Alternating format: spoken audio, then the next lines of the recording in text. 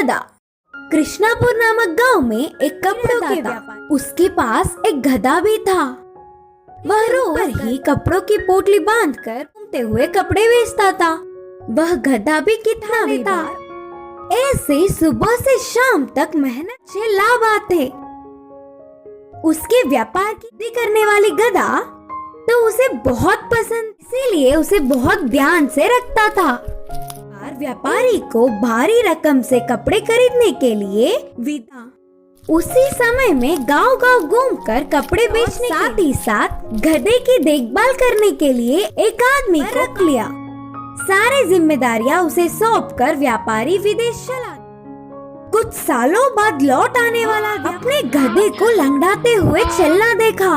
पसंदीदा गधे को ऐसे लंगड़ाती हुई चलता नहीं देख पाया। काम वाले भी उस विषय में उसे कुछ नहीं पता करके कहा।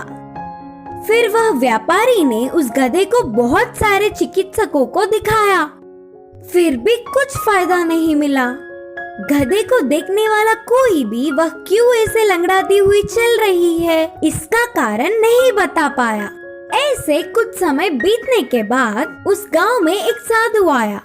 महाज्ञानी साधु उसकी गधा क्यों लंगड़ा रही है, कारण बोलेंगे करके विश्वास करके उनके पास गधे के साथ गया।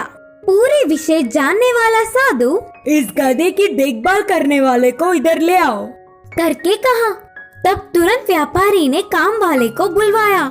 काम वाले को आते देख, सज्जन, तुम्हारे गधे को ये लंगड़ापन किसी भी रोग से नहीं आया, बल्कि उसे देखो, वह लंगड़ा है। उसके साले को ये गधा बहुत ध्यान देकर उसके जैसे ही करने पर लंगड़ी हुई। बोलते हुए विवरण दिया। हमारे आसपास के रहने वालों का प्रभाव हम पर ही ज्यादा पड़ता है। अगर हमेशा के लिए उसकी लंगड़ापन को दूर करना है तो पहले उस काम वाले आदमी को बदलना होगा। व्यापारी उनकी सारी बातें मानते हुए तुरंत काम वाले को दूसरी जिम्मेदारियां सौंपकर उस गधे पर कपड़े रखकर घर घर घूमकर वही बेचने लगा। कुछ सालों बाद मालिक को देखकर गधा भी पहले जैसे ठीक से चलने लगी। इस कहानी की सीख है कि हमारे आसपास रहने वालों का प्रभाव हम पर जरूर पड़ता है।